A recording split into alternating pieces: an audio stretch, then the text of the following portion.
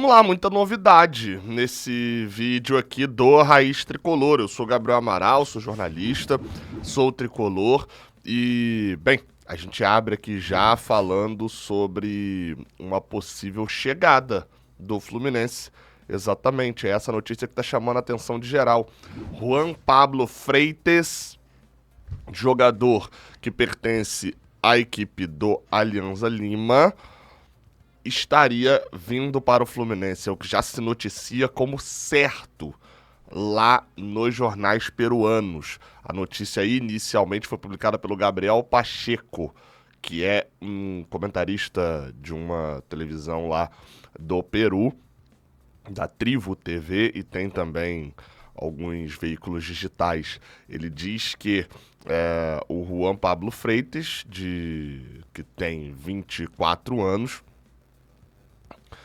teria sido comprado pelo Fluminense, não seguiria no Alianza Lima para 2025 e diz que o Alianza Lima fica com 30% do jogador. A informação, inclusive, é de que o jogador já não treinou hoje, será vendido nos próximos dias para o time brasileiro e que o valor dessa contratação seria de algo em torno, seria acima do valor do Serna. Lembrando, para quem, né, de repente não tem a memória tão boa, o Serna foi comprado 70% do Fluminense ali, o Fluminense comprou 70% por 1,8 milhão de dólares. O que isso quer dizer?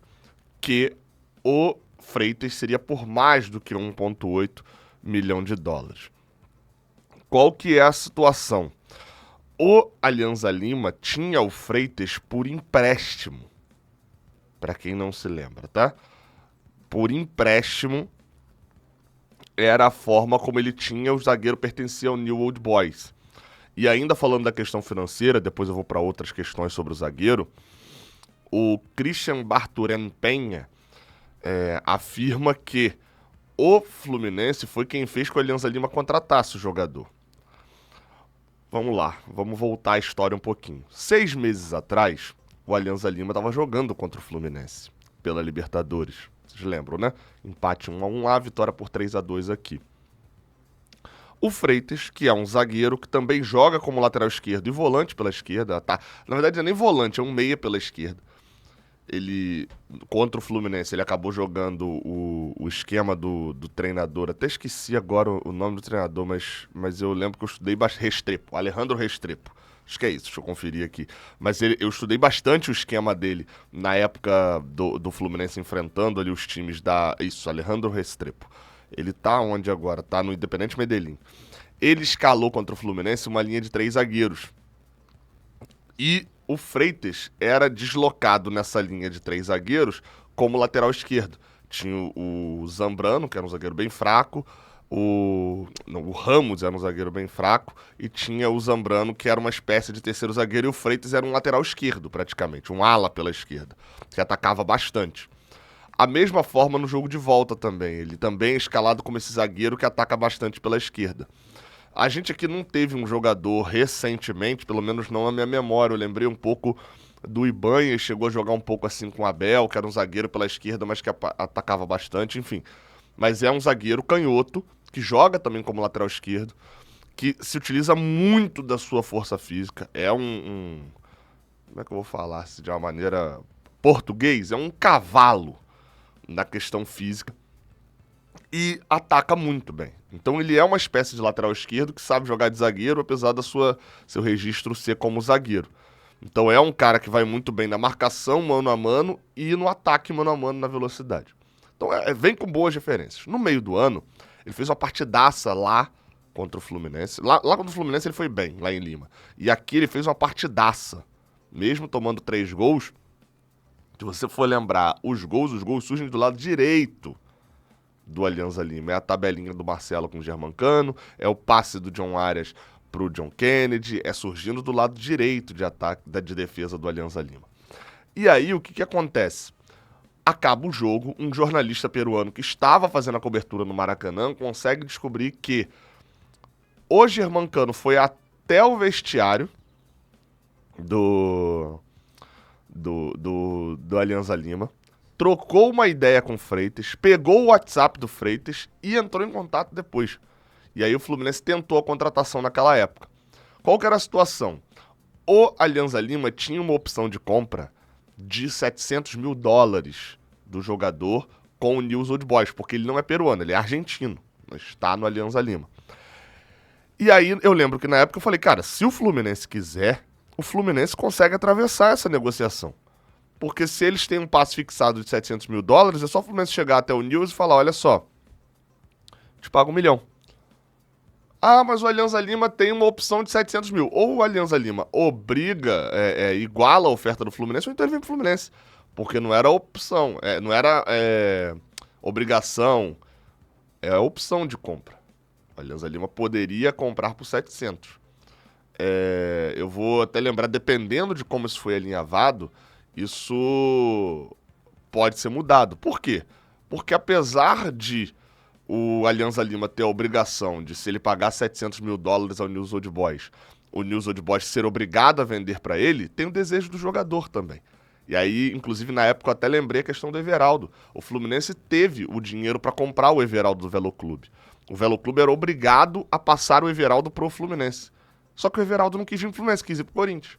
E aí foi pro Corinthians e o Fluminense não conseguiu a venda. Então o Fluminense conseguiria pegar o jogador por $700 mil, se fosse esse caso, com o Newell's Old Boys. E aí eu não entendi essa operação ainda, porque, pelo que se diz lá na imprensa peruana, a gente aqui tá tentando apurar, né, as situações, a situação é a seguinte: o Fluminense está contratando ele do Alianza Lima, que acabou de comprar do Newell's Old Boys. Então o Alianza Lima está comprando agora por $700 mil, se eu não me engano 80%, e está vendendo 70% do passe dele pro Fluminense por mais de $1,8 milhão.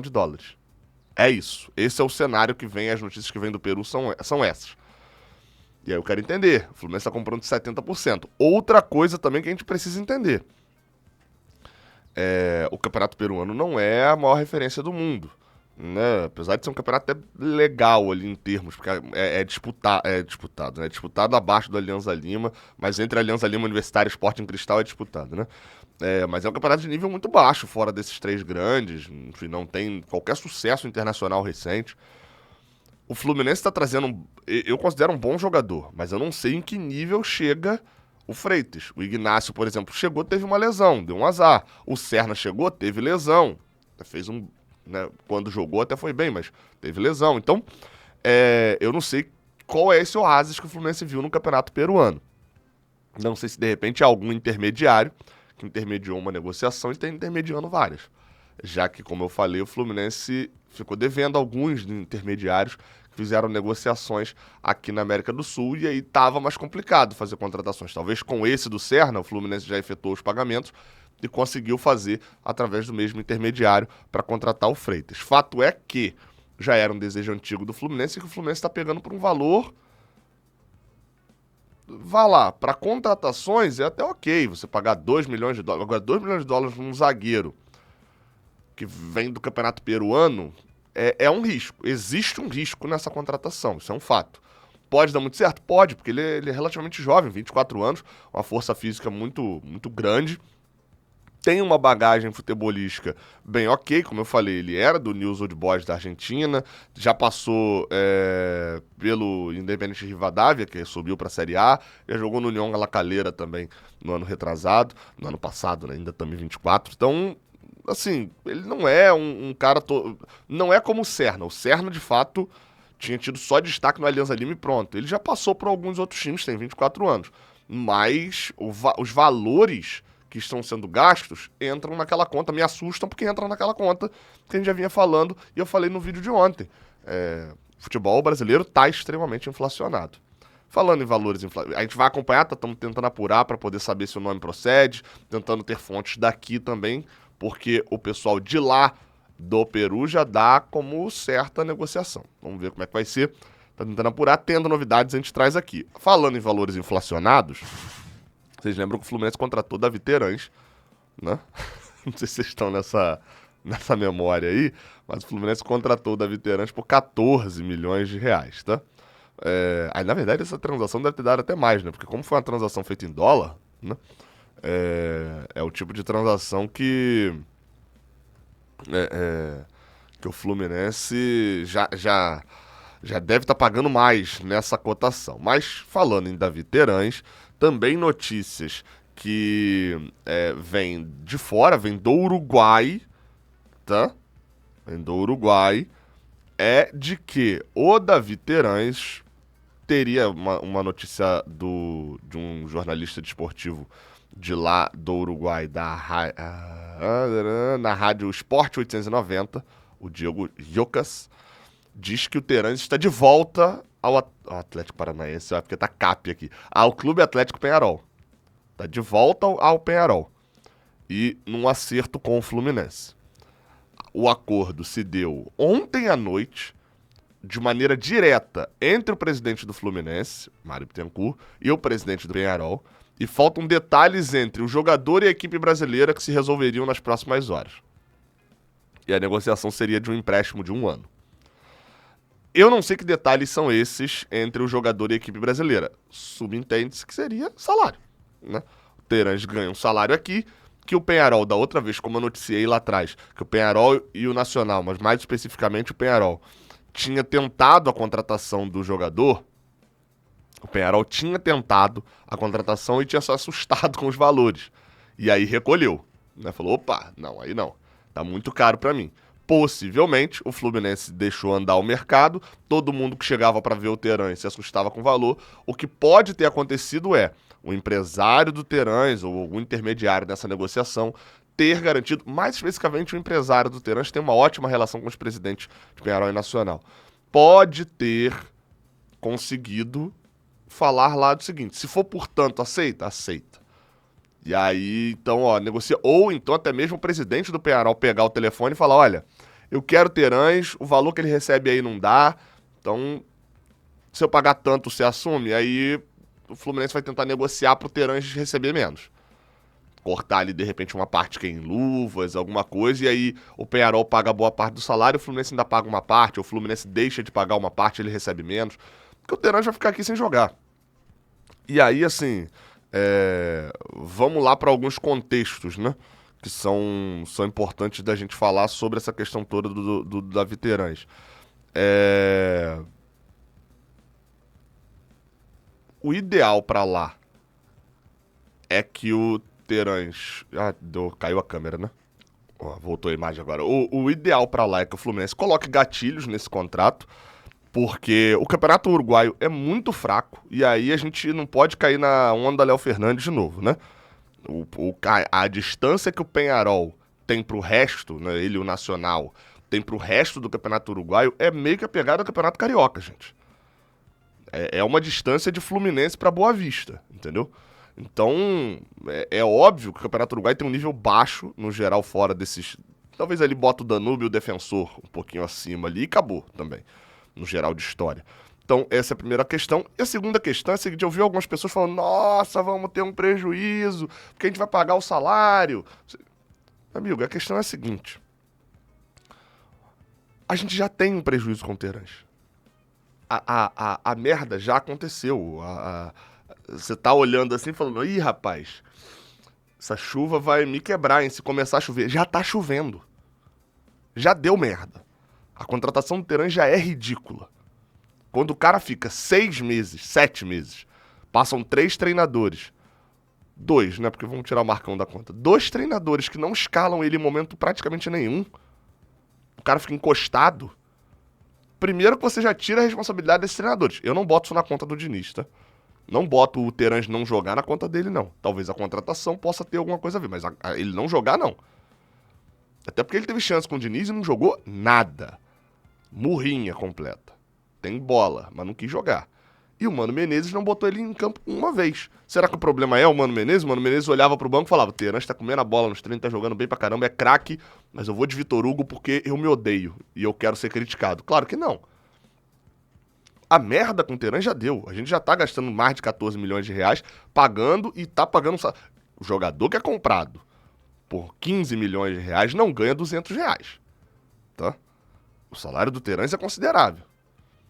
Então, assim, já tá entubando esse prejuízo, bota uma cláusula boa lá pro Peñarol, empresta ele pra lá ele vai ser ídolo, não sei o quê, vai jogar um campeonato mais fraco, mete uma cláusula boa lá de pagamento do Peñarol em caso de fez 10 gols, tem que pagar, chegou nas oitavas da Libertadores, tem que pagar, bota um monte de meta, assim que se ele jogar bem a gente recebe, se ele não jogar a gente não recebe. Aí o prejuízo lá é prejuízo aqui. Então, assim, a situação Terãs é calamitosa, a questão. É um dos maiores erros dessa gestão. É pior do que a situação do Cris Silva pra mim. Porque o Cris Silva jogou. Teve uma partida boa, outra maioria ruim, mas teve... O Cris Silva jogou. Assim, foi falta de criatividade total, uma negociação ruim. Ah, do Caio Paulista eu nem boto nessa conta. O Caio Paulista foi vendido depois. O Fluminense, inclusive, na saída ganhou dinheiro o Caio Paulista. Nem bota nessa conta não, mas a do Terãs consegue ser pior do que a Cris Silva. É mais caro, inclusive. Então, meu amigo, vai ficar entubando prejuízo e tentando botar pra jogar que isso o cara não quer. Situação complicada, horrorosa a negociação e que agora seria de forma de diminuir o prejuízo.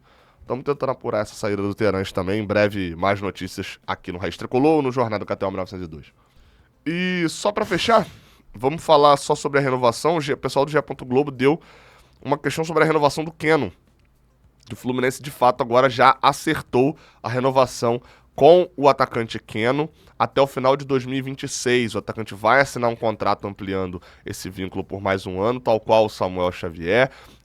Deve ser feita nos próximos dias, já que já está tudo alinhado entre o Keno e o Samuel Xavier, entre o Keno e o Fluminense, mas obviamente o jogador está de férias, né? Quando ele voltar ao Rio de Janeiro, vai lá fazer a assinatura e aí o Fluminense anuncia essa renovação. Só para dar os créditos certinhos, a informação veio primeiro da Raíza Simplício, lá no Goal, tá?